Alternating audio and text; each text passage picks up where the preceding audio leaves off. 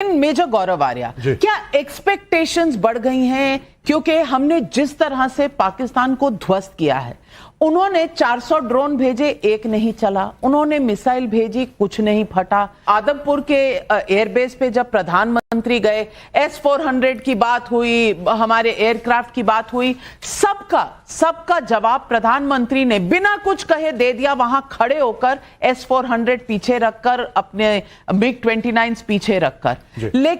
लेकिन हमारी सेना की ये विक्ट्री इसमें भी है। 1994 में रेजोल्यूशन पास हुआ था, तो ये कहना कि पीओके भारत को लेना है, ये तो कोई गलत बात नहीं है। ये तो एक बात है जो है, पार्लियामेंट में है तो फिर सबके लिए है। लेकिन इशू ये है कि ये वाली जो लड़ाई थी, इसमें जो प्यूनिटिव एक्शंस लिए गए, जो डिस्प्रोपोर्शनेट और विजिबल एक्शन लिए गए, उनका एक खास मकसद था। This was essentially an anti terrorist operation, एक तरीके से हम कह सकते हैं। ये वॉर नहीं था। तो जो लोग कह रहे हैं कि हम लोग कर रहे थे, पीओके ले लेते, पीओके में सिर्फ पाकिस्तानी फौज नहीं है, पीओके में पीएलए भी है, चाइनीज आर्मी भी है पीओके में। उसका कारण यह है कि सीपैक गिलगिट बाल्टिस्तान से होकर आती है। ये पूरा एरिया, हम लोग पीओके बोल के हम गिलगिट को भूल जाते हैं, वो भी भारत का अभिन्न अंग है। वहां पे चाइनीज आर्मी भी है।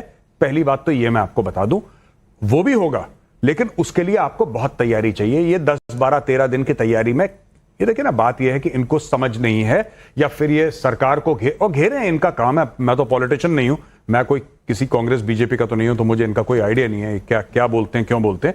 पर जो वो कौन से आम आदमी पार्टी के थे, आई थिंक कोई लीडर थे, जी माफ कीजिएगा, वो कह रहे थे, मुझे लगता है थोड़ी सी बात इलॉजिकल है, वो चढ़ाने वाली बात है कि अरे हम पीओके, ऐसे थोड़ा ना होता है, ऐसे थोड़ा ना होता है। वहां पे आपके हजारों लाखों सैनिक फंस जाएंगे। ये बोलना दिल्ली में बैठ के एसी में बड़ा आसान है, हो सकता है, लेकिन अभी वो मौका नहीं है। This is not the right time. क्योंकि आपका उद्देश्य क्या था पहलगाम का? आपने ये बोला कि पहलगाम में हो गया है आपका, पहलगाम एक बहुत बड़ा आतंकी हमला हो गया है। अब आपको हिट बैक करना है पाकिस्तान को, आतंकी और आपने हिट बैक किया कि कमर तोड़ के रख दी आपने पाकिस्तान की। लेकिन अश्विनी कुमार जी, मैं ये पूछना चाहती हूं कि क्या विपक्षी पार्टियां सिर्फ एक मखौल के तरीके से इस बात को कहती हैं? सचिन पायलट कह रहे हैं, संजय सिंह आम आदमी पार्टी से कह रहे हैं, ये मखौल की बात नहीं है। अगर इतना आसान होता तो आपकी सरकारें ले लेती पहले। लेकिन इस वक्त जब पाकिस्तान को नीचे दिखाया गया है, ये सवाल उठा के कहीं आप जो डिफेंस फोर्सेस की अचीवमेंट है उसको कम नहीं हाँक रहे? नाविका जी, पहले तो एक डिफरेंशिएशन कर दो कि सरकार अलग है और सेना अलग है। क्योंकि जब भी हम सरकार से सवाल करते हैं, आप बोलते हैं हम सेना से सवाल कर रहे हैं। जब भी हम सेना की सरकार सवाल उठाते हैं, आप बोल रहे हो कि आप सेना की बेइज्जती कर रहे हैं। और उसी वक्त आप ये भी कह रहे हो कि मोदी जी जाते हैं, सरकार के नुमाइंदे हैं, वहां जाते हैं और सेना का मनोबल बढ़ा रहे हैं, तो वो सेना को रिप्रेजेंट कर रहे हैं। तो पहले ये एक लाइन क्लियर कर दो कि सरकार पे सवाल उठाना, सेना पे सवाल उठाना, दोनों अलग अलग बातें हैं। वॉर सिचुएशन में आप क्या मानेंगे? वॉर सिचुएशन में क्या मानेंगे? नहीं, मुझे सुशांत सरीन बताइए, क्या वॉर सिचुएशन में सरकार और सेना अलग है? कॉन्स्टिट्यूशन का हमें राइट देता है। नहीं मिश्रा जी, हाँ राइट देता है। वॉर सिचुएशन में सवाल कर सकते हैं। नहीं, आप सवाल कर सकते हैं, इमरजेंसी। लेकिन ये सवाल इस वक्त क्यों? तो डिक्लेयर कर दीजिए कि इमरजेंसी चल रही है, आपका आर्टिकल 19 एग्जिस्ट नहीं करता। आपने सवाल उठाया, उसका जवाब सुन लीजिए। मैं बिल्कुल, मैं तो यहां तक आपसे डिसएग्री भी करता हूं। सिर्फ सरकार से ही नहीं सवाल पूछे जा सकते, सेना से भी पूछे जाने चाहिए। भारत एक डेमोक्रेसी है। डेमोक्रेसी, हम पाकिस्तान नहीं है जहां पर सेना से कोई सवाल नहीं पूछता। बिल्कुल सेना की भी जवाबदेही है, लेकिन सरकार और सेना को आप अलग भी मत करिए। सेना से आप डायरेक्टली नहीं पूछ सकते क्योंकि हमारी कुछ मर्यादाएं हैं। आप सरकार से, सेना के ऊपर भी आप सवाल उठा सकते हैं कि सेना की तैयारी थी, कितनी और होनी चाहिए। सिर्फ आलोचना करने के लिए मत पूछिए सवाल, सेना की बेहतरी के लिए भी आप पूछ सकते हैं। अनफॉर्चुनेटली यहां पर अक्सर जो सवाल पूछे जाते हैं आलोचना के लिए नहीं सरीन, ये गलत इल्जाम है। आगे भी बढ़ना, एक सवाल नहीं है, चैप्टर कई हैं। ऑपरेशन सिंदूर में पाकिस्तान पर भारत के एक्शन की सबसे बड़ी बाधा चीन और तुर्की बने, इसलिए भारत में दोनों देशों के खिलाफ बहुत गुस्सा है। तो क्या ऑपरेशन सिंदूर के नेक्स्ट चैप्टर में चीन तुर्की से आर पार होगा? पहला सवाल हम इसलिए पूछ रहे हैं क्योंकि एक देश की राय है। देश की राय क्या है, खुद देखिए।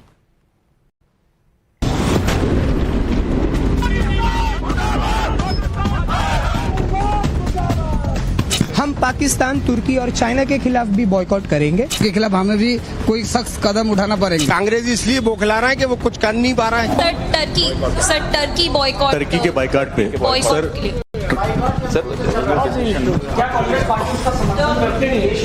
इस पर भी हम शीघ्र आपसे जरूर मुखातिब। सर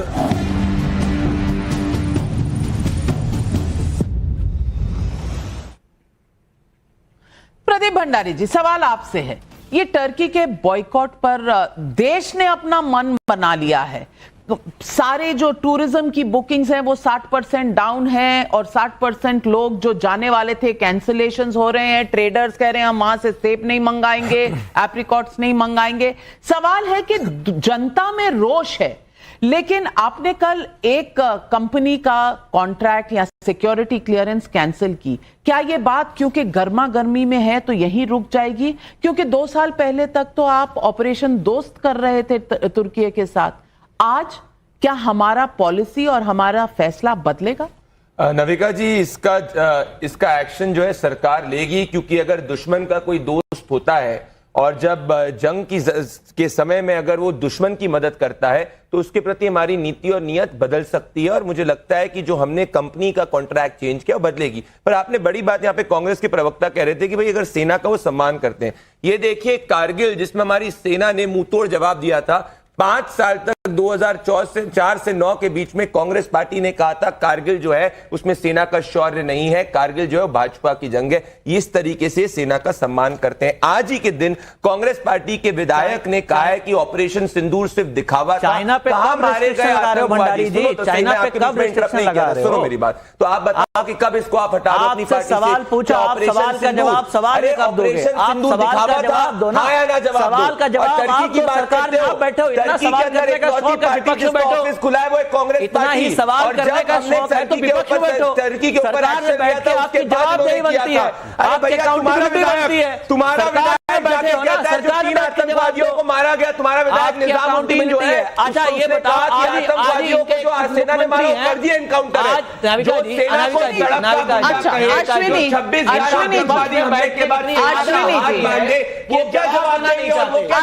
जी, अश्विनी जी, आपने ना सरकार में बैठ के भी जवाब नहीं दिया। एक मिनट याद करा दूं 2008 में 26/11 हुआ था। तब एयर चीफ फलीहोमी मेजर ने पूछा था कि हमारी तैयारी पूरी है। डॉक्यूमेंटेड प्रूफ नहीं है, दिस इज प्योर। इंसान अभी जीवित है, किताब लिखी है, किताब को किसी ने रेफरेंस था, वो भी और उन्होंने इंटरव्यूज दिए हैं।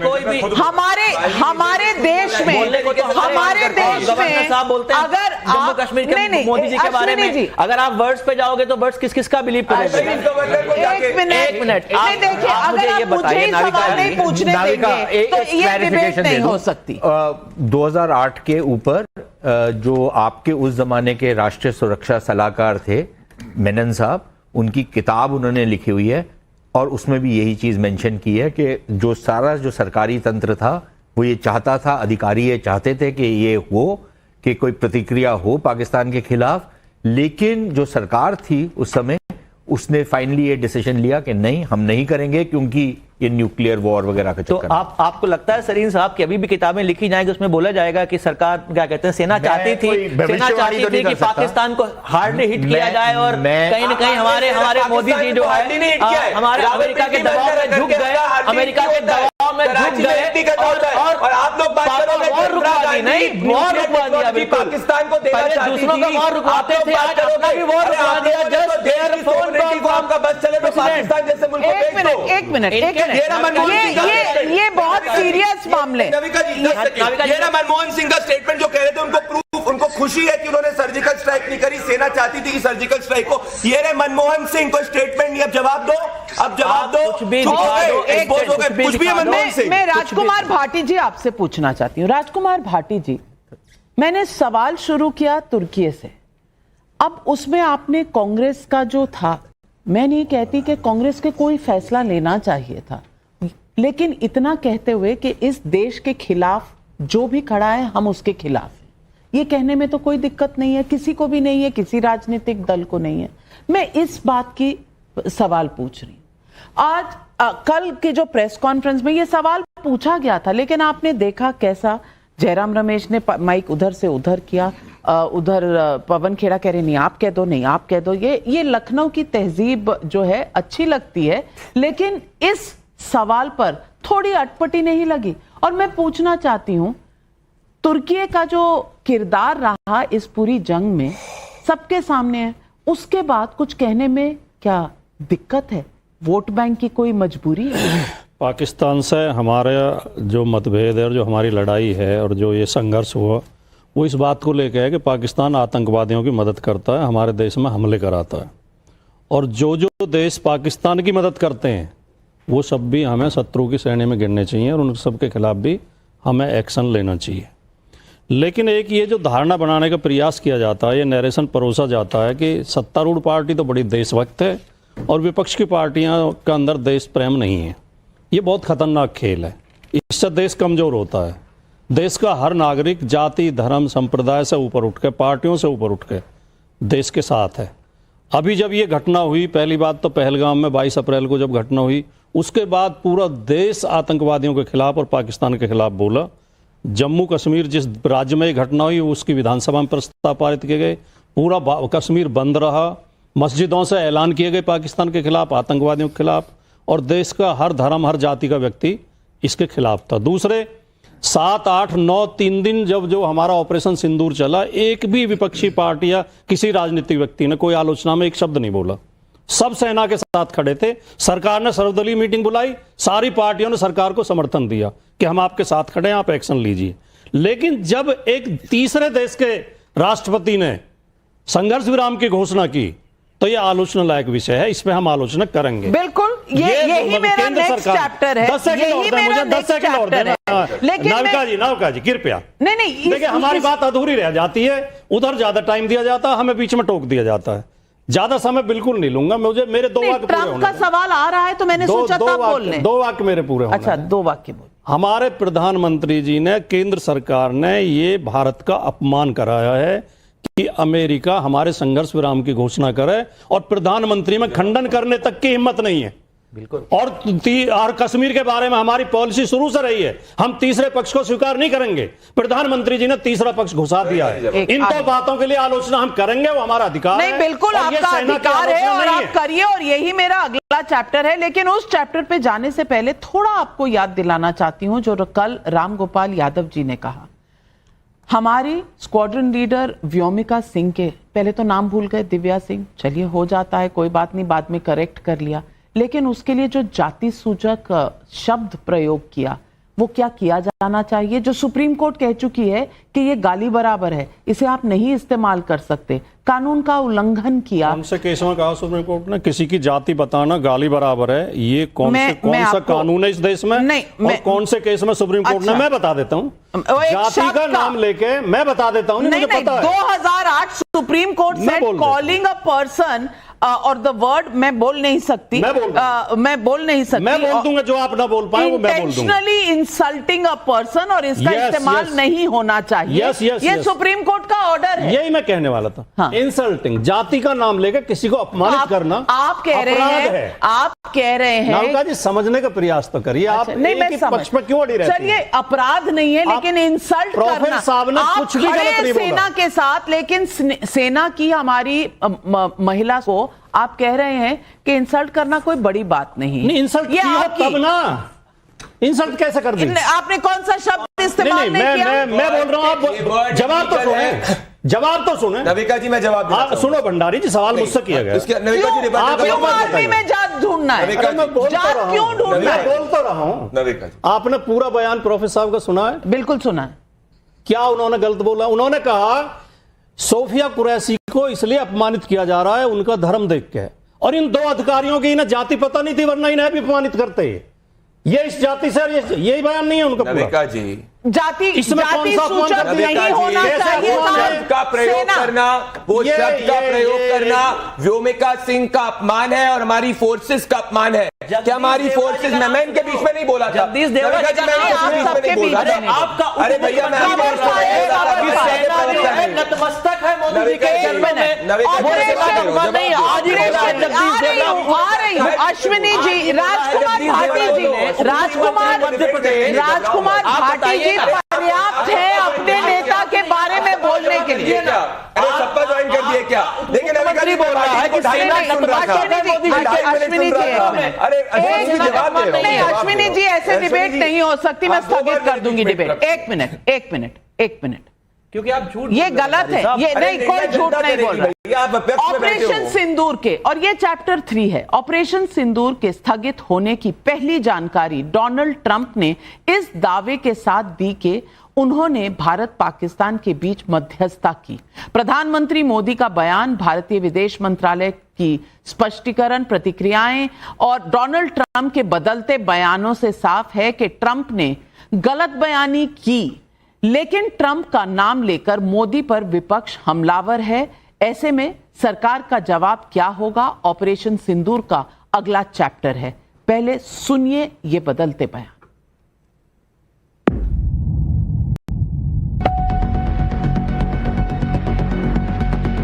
तो आप कृपया करके बताइए कि सीज फायर की घोषणा डोनाल्ड ट्रंप जी के माध्यम से क्यों हुई? इस युद्ध विराम की घोषणा भारत ने क्यों नहीं की? प्रधानमंत्री ने खुद क्यों नहीं की? क्यों इसकी घोषणा अमेरिका के राष्ट्रपति डोनाल्ड ट्रंप ने करी? I don't want to say I did, but I sure as hell helped settle the problem between Pakistan and India last week. Bharat की आक्रामक कार्रवाई के बाद पाकिस्तान बचने के रास्ते खोजने लगा। पाकिस्तान दुनिया भर में तनाव कम करने के लिए गुहार लगा रहा है। सीरियस सवाल है, प्रदीप भंडारी जवाब। नाविका जी, मैं जवाब दूंगा, इनको कहिएगा इंटरप्ट ना करें। पहली बात, डोनाल्ड ट्रंप अपने स्टेटमेंट से डिट्रैक्ट कर चुके हैं। दूसरी बात, एक सिंपल एग्जांपल से करूंगा। जुलाई 2019 के अंदर डोनाल्ड ट्रंप और इमरान खान ने एक ज्वाइंट प्रेस कॉन्फ्रेंस करी थी, जिसमें डोनाल्ड ट्रंप ने कहा था कि भाई उनको मीडिएशन के लिए जम्मू कश्मीर में कहा गया है।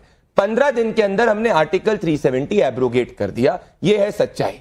हमने डोनाल्ड ट्रंप के स्टेटमेंट के बाद प्रधानमंत्री नरेंद्र मोदी जी ने देश को संबोधन दिया, जिसमें क्लियर कर दिया कि पाकिस्तान से सिर्फ बातचीत पीओके या टेररिज्म पे होगी। मिनिस्ट्री ऑफ एक्सटर्नल अफेयर्स ने 1 नहीं 2 नहीं 3 बार यह बात कह दी। जयशंकर जी ने कह दी। पर मुझे अचंभित इस बात पे है कि कांग्रेस पार्टी जो 10 साल में डोनाल्ड ट्रंप का ड नहीं बोल पाई, हमारी देश की सरकार ने ऑफिशियली इस बात को इतनी बार कहने के बाद इनको हर चीज विदेशी क्यों अच्छी लगती है? अब की बार ट्रंप सरकार, चीन, अब की बार ट्रंप सरकार, हमेशा इनको ये अच्छा लगता है। और असली बात तो ये है कि पाकिस्तान के दुलारे अगर कोई है तो राहुल गांधी है। ऑफिशियल प्रेस कॉन्फ्रेंस में पाकिस्तान ने इंटरनेशनल मीडिया के सामने राहुल गांधी को एज एविडेंस यूज किया सत्यपाल मलिक के साथ में। तो जवाब तो आपको देना है। हमने तो नाम लेकर के आपका कोई नाम लेकर के कुछ बोलते हैं, उसके लिए आप रिस्पांसिबल थोड़े ही हो। अभी तक आपको कोई कुछ भी बोल दे, आपके नाम को लेकर के आप रिस्पांसिबल नहीं हो। रही बात ट्रंप की एक्टिंग करोगे, बहरे होने की एक्टिंग करोगे तो क्या होगा? सरकार ने ऑफिशियल स्टेटमेंट दे दिया, अब क्या चाह रहे हो? अनवर पाशा जी, अनवर पाशा, केवल 5 सेकंड देना। अच्छा, अनवर पाशा जी भी आपके अलायंस के बोले नहीं है। अगर उनको कोई प्रॉब्लम नहीं है तो मुझे कोई प्रॉब्लम नहीं है। 1971 में अमेरिका के राष्ट्रपति ने इंदिरा गांधी को यह कहा था कि बांग्लादेश से सेना वापस बुला ली, हमने 7वां बेड़ा उतार दिया है। इंदिरा गांधी ने कहा अब 7वां उतरो है 70वां, अब सेना वापस नहीं आएगी। ये हिम्मत मोदी जी क्यों नहीं दिखा पाए? सवाल ये है केवल मोदी जी के होकर से शब्द नहीं निकला, उन्होंने क्या डर के बैठ गए। सवाल ये यूएस और रशिया के प्रेशर में आ गई थी। ट्रंप और उन्होंने शिमला हो गई। ट्रंप लगातार अपमानित कर रहा है।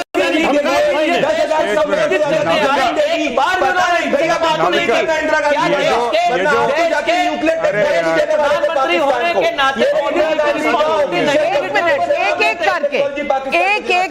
एक एक करके मेजर गौरव आर्या जी, क्या भारत डर के, ट्रंप से डर कर वापस बिल में घुस गया? क्या ऐसा हुआ? अच्छा, मोदी, अच्छा, भारत मोदी जी अलग अलग हैं। हाँ। मतलब देश का प्रतिनिधित्व जो करेगा उसको आप नहीं कह सकते। ये इंडिया इज इंदिरा कह सकते हैं, इंदिरा इज इंडिया कह सकते हैं, लेकिन भारत और मोदी जी को हाइफनेट करना है। लेकिन क्या डर के मारे हम वापस आ गए? हमने सीज फायर कर दिया। कोई भी ऑपरेशन होता है, ऑपरेशन शुरू करने से पहले ऑपरेशनल एम्स होती हैं जो आर्मी डिसाइड करती है पॉलिटिकल लीडरशिप के तहत। ऑपरेशनल एम्स जब आपकी कंप्लीट हो जाती हैं, आप किस मामले में, आपने क्या मामला लेकर शुरू करा था, क्या आपके विचार में क्या वो एम पूरी हो गई है? हाँ, पूरी हो गई है। अगर पूरी हो गई है तो आपने बोला ये। प्रदीप भी बैठे हैं भाजपा के, कांग्रेस, समाजवादी, सारी पार्टी के बैठे हैं। जब भी किसी भी पार्टी का नेता कहता है ना हम फौज के साथ हैं, भगवान की कसम हाथ जोड़ के कह रहा हूं, बहुत डर लगता है मुझे एज अ फौजी। मुझे बहुत खौफ आता है कि यार ये मेरे साथ हैं। नहीं भाई, हम सिर्फ ये कहते हैं कि हमें छोड़ दो। जो आदेश होंगे ऊपर से हम पालन कर लेंगे, जो भी पार्टी होगी, जो भी आप लोगों की राजनीति है, लोकसभा राज्यसभा, आप जो आदेश देंगे पालन हो जाएगा। लेकिन हमारे बारे में भला मत सोचिए, क्योंकि अब मुझे डर लगने लगा है। कोई कर्नल सोफिया कुरैशी को ऐसे बोल सकता है? वो सोफिया कुरैशी इसलिए नहीं बैठी उस कुर्सी में क्योंकि वो मुसलमान है, वो औरत है, वो सबसे सर आतंकवादियों की बहन बोला था नहीं गलत है। मैं सर वही तो बोल रहा हूं। जेल में होना चाहिए। आप क्लियर करो ना, क्लियर कर रहे हो। प्रदीप भंडारी उनको जेल में होना चाहिए। वो जब उस कुर्सी पे बैठी हैं, वो इसलिए नहीं बैठी कि वो मुस्लिम हैं या वो औरत हैं, वो इसलिए बैठी हैं क्योंकि जो फौज है उसमें से